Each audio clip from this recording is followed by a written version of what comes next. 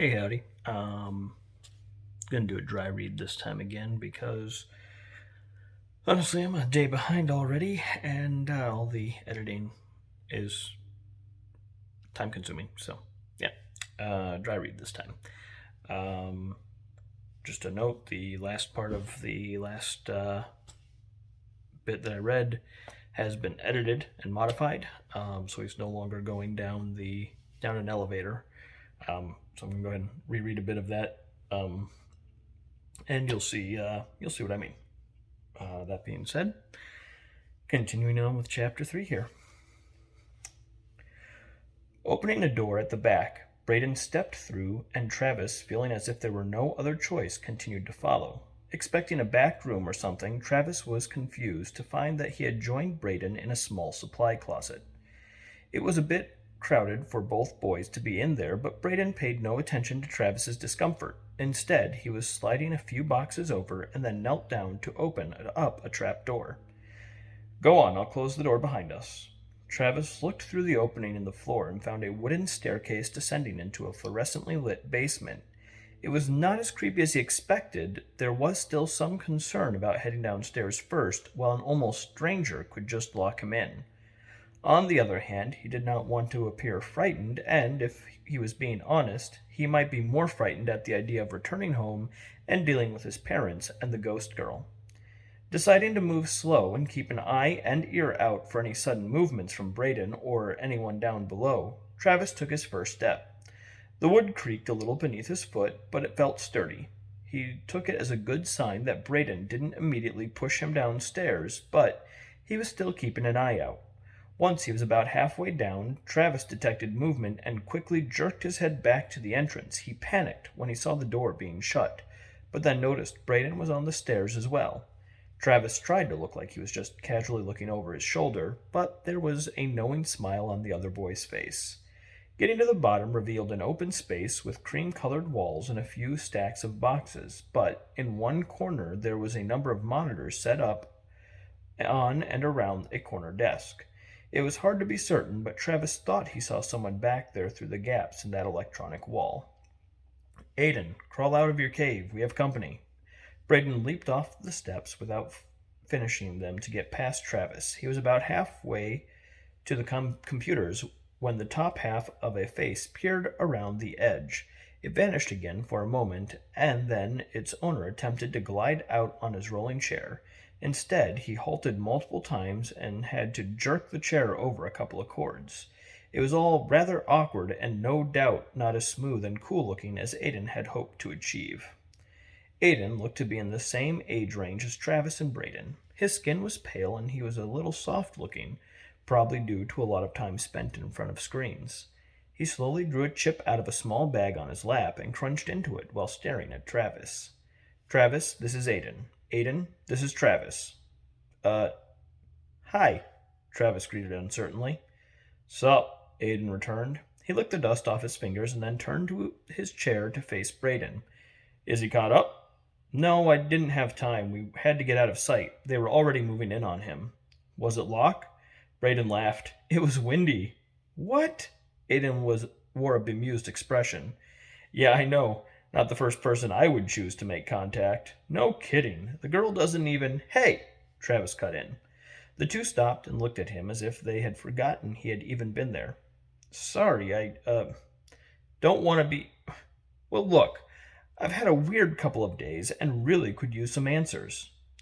Braden pursed his lips and nodded once in recognizing his mistake. Sorry, of course. I told you we could talk once we were safe. He looked at Aiden while trying to put together his words. Where to start? Well, let's start with. Hey, Travis, you've got superpowers. Welcome to the club. Travis squinted his eyes at the other two boys. Wait, so you two. You're aliens or whatever, too? Aiden rolled his eyes. I'm so sick of that ridiculous theory.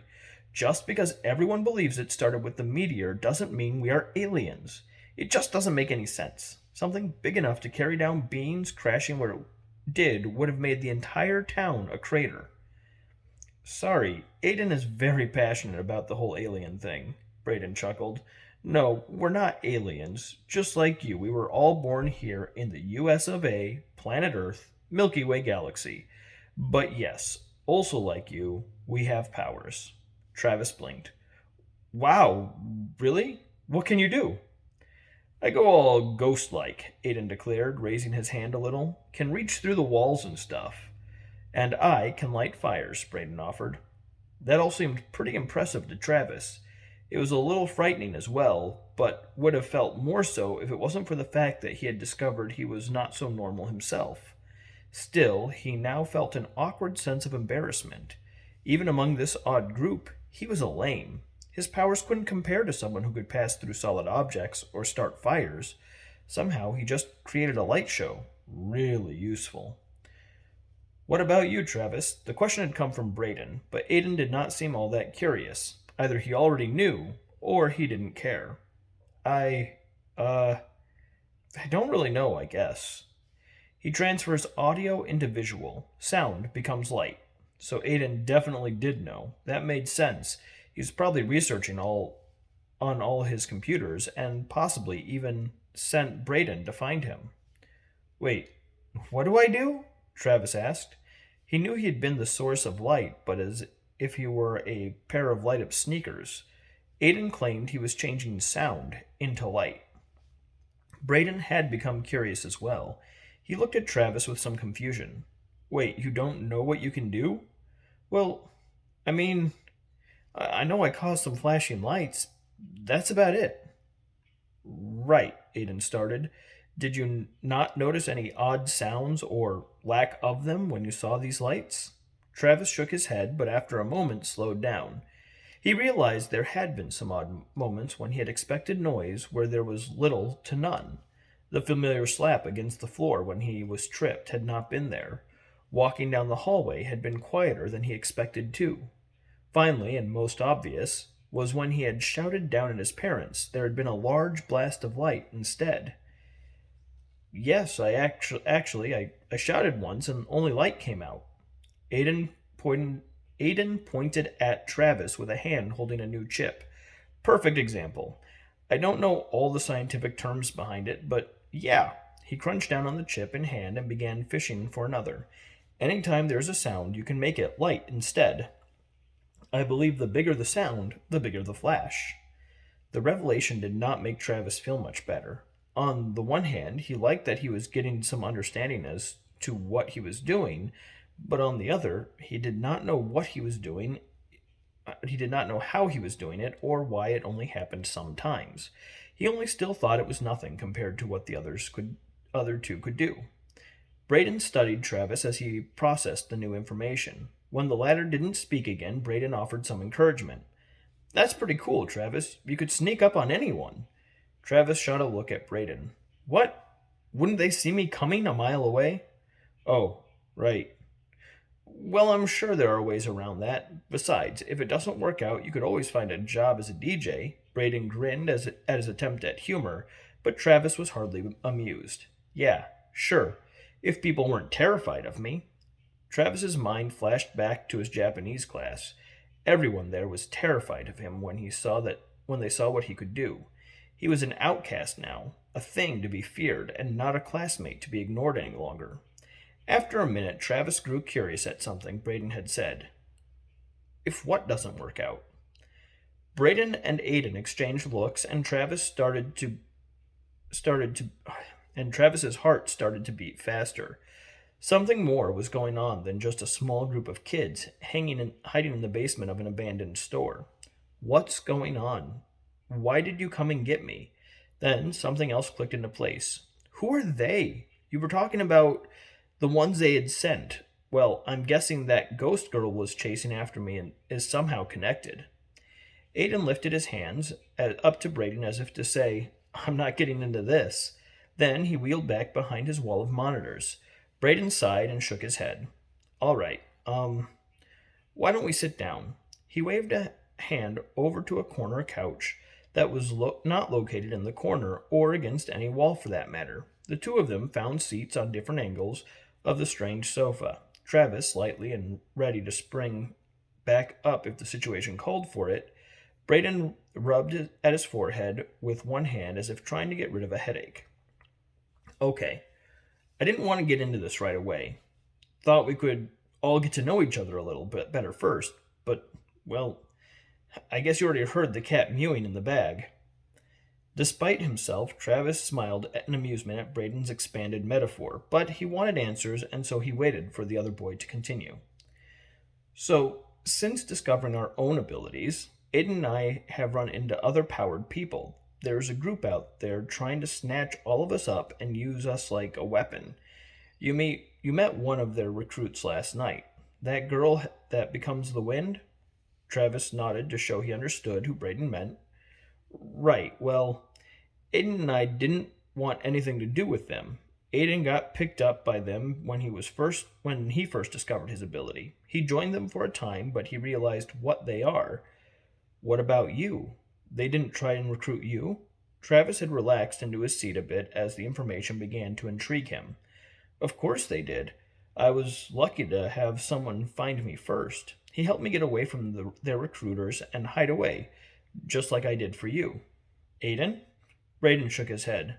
No, I actually helped get Aiden out of his predicament. The one who found me, he'd been around for a while. Seemed he knew a lot more about what we were, and well, I think he might have been one of the first of us. Where is gone? A confrontation with them had cost me a lot. There were more of us at one time. Some joined the other side, and we lost others. Travis's eyes went wide. He thought that maybe the two groups just had some differences of opinion. Maybe the ones that had tried to recruit him thought they had a responsibility to use their abilities for something, while the others just wanted to be free or something. But now it sounded a little more militaristic. Exactly, Braden said, clearly able to read Travis's expression. That's why I had to get you away as fast as possible. Travis nodded solemnly. He thought about his life had already changed as much as it could just by becoming an outcast due to his abilities. But now it seemed to him he had been drafted into some kind of war between different factions of outcasts. Why are we fighting each other? Shouldn't we all try to survive together somewhere? I mean, with all the fear and hatred from normal people, killing each other seems like a really stupid thing to do. Braden shrugged casually, but there was a flash of anger that crossed his face. We shouldn't have to hide it all, if you ask me. Not from others like us, and not from those less extraordinary than us. But, well, sometimes we don't have a choice, do we? Not right now, anyway. What's the plan, then? Travis asked as he flopped against the back of the sofa. What do we do? With a deep breath, Braden pushes off his knees and stands back up. Well, like you said, we should gather together, protect ourselves, establish our own city. But that would be hard with just the three of us, even more difficult with the recruits out there. Travis watched Braden begin to pace. So we need to find more of our kind, and eventually we will need to convince those against us to join us. The concept made sense to Travis, reduce the numbers of the enemy while building up their own. However, there was something of a catch-22 in front of them. Bringing others from the opposing side would give them the numbers needed to build their haven, but having the safe haven would make it a lot easier to draw in the numbers they needed. Besides me, do you have any more leads on others yet to be recruited? Travis inquired. Braden shook his head. That's what Aiden is working on now. He's always watching for reports on anything unusual. Sounds tedious. There's got to be way too much news to get through. It's a wonder you all found me as soon as you did. Well, Braden offered, we mostly direct our attention to schools, middle and high school even more specifically. Generally speaking, the abilities seem to show up alongside times of high stress and emotion, so clearly those are the ages and locations that have the highest chance of seeing someone first exhibit their powers. Travis still had the mind to visit Greenwood, Iowa. Now that the three of them were well tucked away out of sight, Braden had made good on his promise of information. But to see where it started was too tempting, especially if Travis could crack the mystery surrounding it. Not wanting to be rude, however, Travis decided to ask a simple question, hoping that he had come across casual sounding. How long do you usually stay in one place? What, worried you're going Worried you're going someone's What, worried that someone's going to find you here? Braden gave a light chuckle. After finding you, I don't think there will be much more for us here.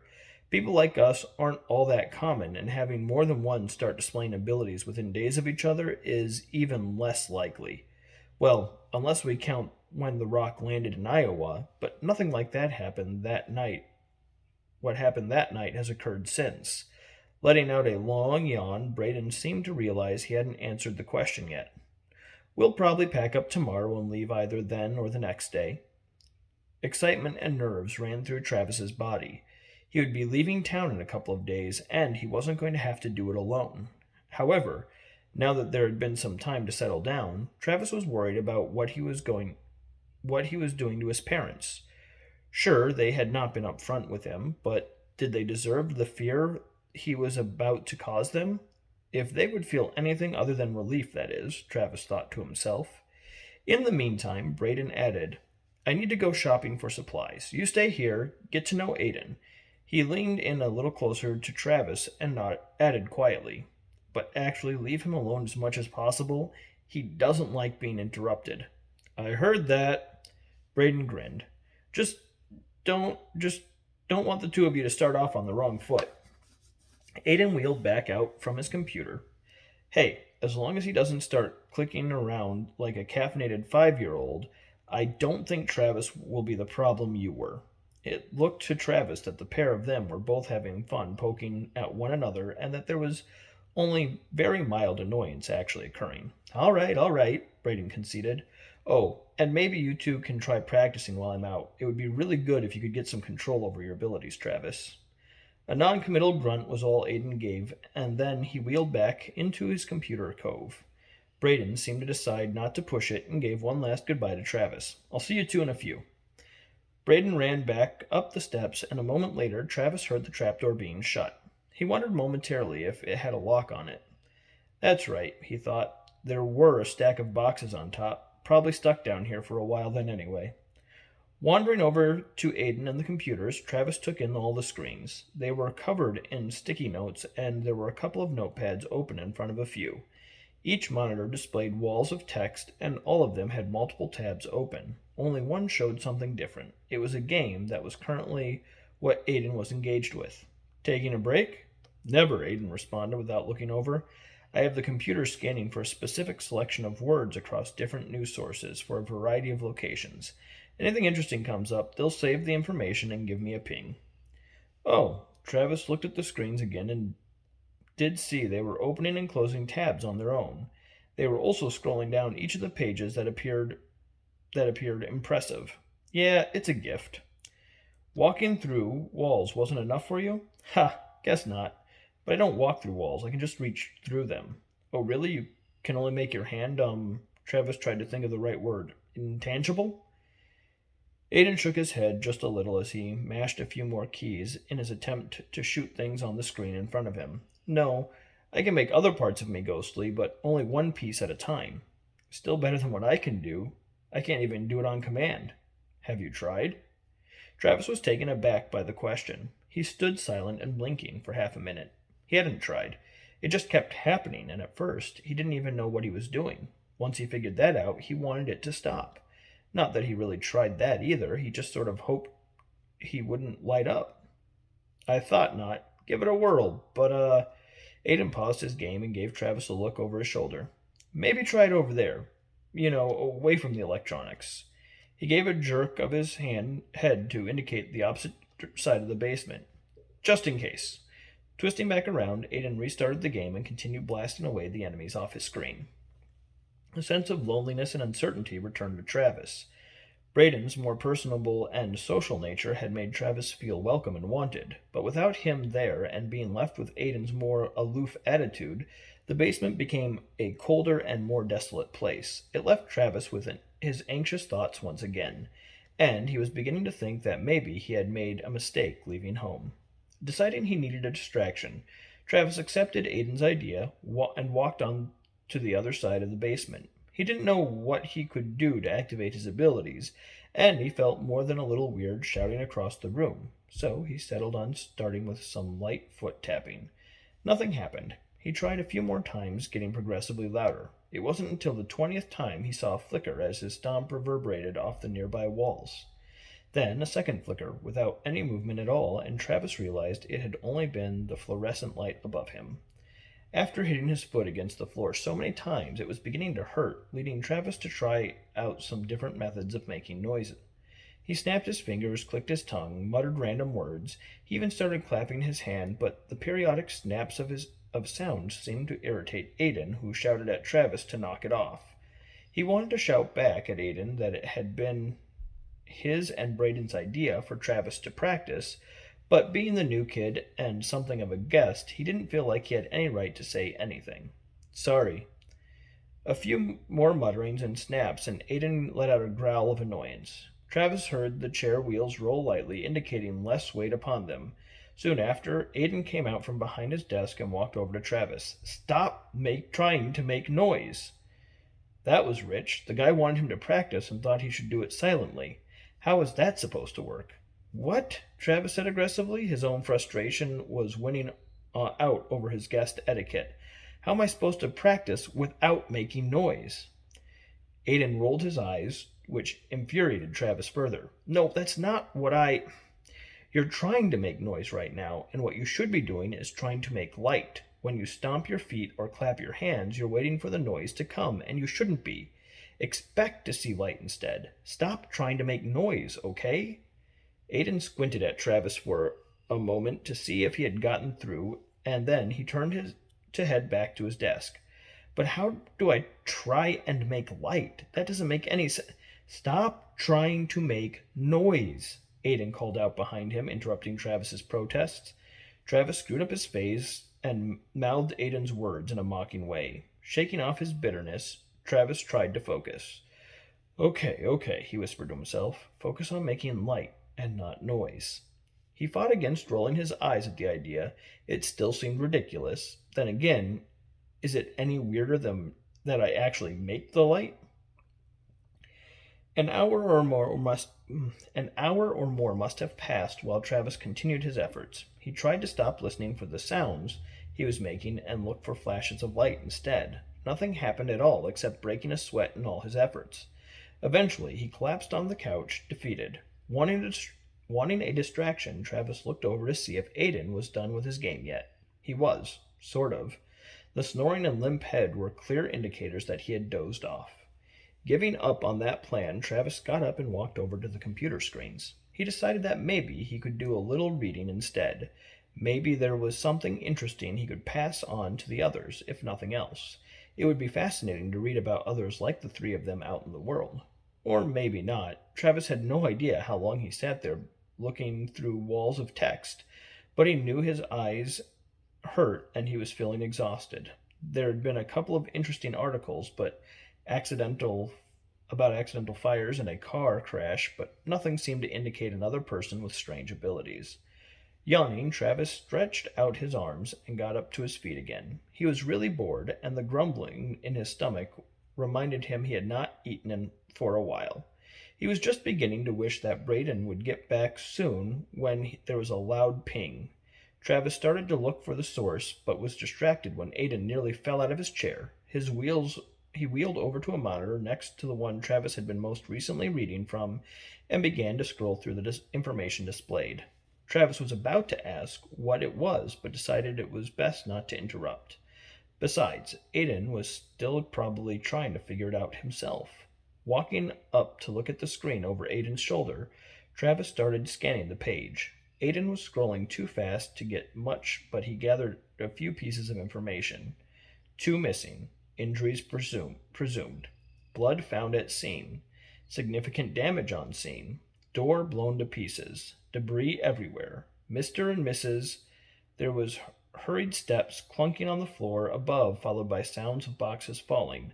The trap door squeaked open and slammed shut as Braden thudded down the stairs. Travis thought he looked like a crazy person. His hair was a mess and his eyes wide. There was also burn marks on his clothing. Pack everything up. We have to go. And that ends the reading for today. It's the end of chapter 3 as marked, and so we can look forward to chapter 4 next week. And yeah, I hope you guys are all enjoying it. Sorry I'm not doing anything more interesting than reading at the moment. I do hope to get somebody out there to make some art or something that I can clip into these videos as well. And I've got some other ideas if I don't, but I've got a busy schedule in my own hands, so stopping to do the art or anything like that for myself for this not quite practical at the moment. Doesn't mean I won't try if I do find the time available, but yeah, I really hope you all enjoy it, and bro, I look forward to seeing what you got next week. All right, love you all.